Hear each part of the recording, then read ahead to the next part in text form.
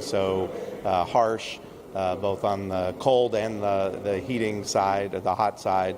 But if anything goes wrong, you could have a serious problem this winter. And it's not just limited to this winter. I think it could be affecting the multiple years forward. So I think the main thing is that we don't get complacent. I think the other big part here is that gas is now a global market. And so essentially, you've got parts of Asia competing with Europe, and Europe had been attracting a lot of the gas because the prices were high.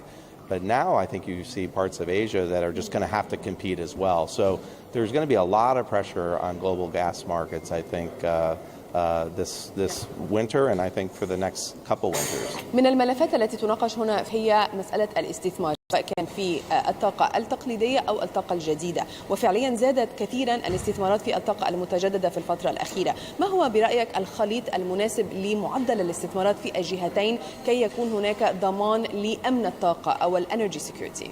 I think we need greater investment all across the board. So we need even more, even with these record investments in renewables, we need even more, because renewables has a very pivotal role to play in the transition.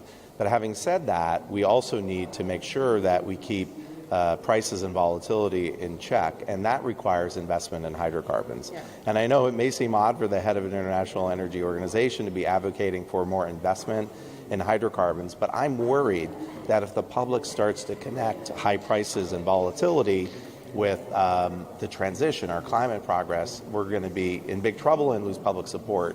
And then we're undermined any kind of action on climate change. If we don't have the public support, it's not going to happen. And so therefore, I think just to meet demand, what we've said in our reports is that the world has to invest about $500 billion a year just to meet demand, let alone expansions in population growth and changes in income in different parts of the world as lower class becomes middle class and wants vehicles and different luxuries in life. All of this requires a lot of energy, and so it's going to be important that we keep investing in oil and gas. And the other part of this is the IEF has this technology report that they updated in December. And essentially what it says is, it's a great synopsis of the energy transition and what's required. It says renewables, wind and solar and hydro and other clean energy, can get us about halfway to meeting our climate goals. The other half has to come from new technologies that are not commercialized or even envisioned yet. Fusion would be one of them, certainly hydrogen, CCUS or two others. So until they are perfected and commercialized and cost competitive, we need to keep investing in oil and gas because there is no alternative right now. And so this is the reality of the situation. There's a lot of aspirational goals that are talked about with regard to the transition, but I think we have to deal in the real world. And the real world is we have to keep investing in hydrocarbons in order to keep making progress on climate change. وبالنسبة للخطوة التي اتخذتها المملكة العربية السعودية وروسيا وغيرها من الدول لتمديد الخفض الطوعي أو اتخاذ إجراءات لخفض طوعي إضافي، كيف تقيم هذه الخطوة من ناحية أثرها على الأسعار هذه السنة أو على المدى القريب وفيما بعد؟ Well, I think the moves on the voluntary cuts by Saudi Arabia and Russia now are designed to impact the paper markets and sort of this negative sentiment weighing on markets that we're going to be in a recession and that will impact demand and demand will be reduced. And so that's what they're focused on. I think the fundamentals are quite strong and very healthy right now. And everyone is forecasting, even OPEC is forecasting much greater demand in the second half of this year. In terms of the cuts themselves, I mean, the Saudi cuts, I think, were widely anticipated. Not much has changed since the June date. The Russian one was a surprise, but I think it's being met with some healthy skepticism because they haven't really been so successful on their previous pledges, but this one is focused on exports. So it should be, for the most part, more trackable and verifiable. But remember, Russia is a big pipeline exporter, so some of that is never going to be able to see. But I think there'll be more educated estimates of what's going on. And if the market starts to see real cuts from Russia, that'll have an impact.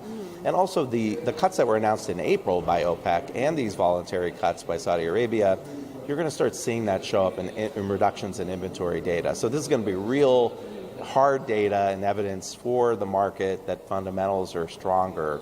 And look, I mean, even in China, there's been a lot of mixed, reports on manufacturing data. But if you look at imports of oil and also demand in China, yes, it's not been meeting super high expectations, but it's still record highs. Same in India. India's sales of gasoline, diesel, and natural gas are 10% above where they were a year ago, again soaring. So those two countries combined mean 2 more million barrels a day in demand the second half of this year.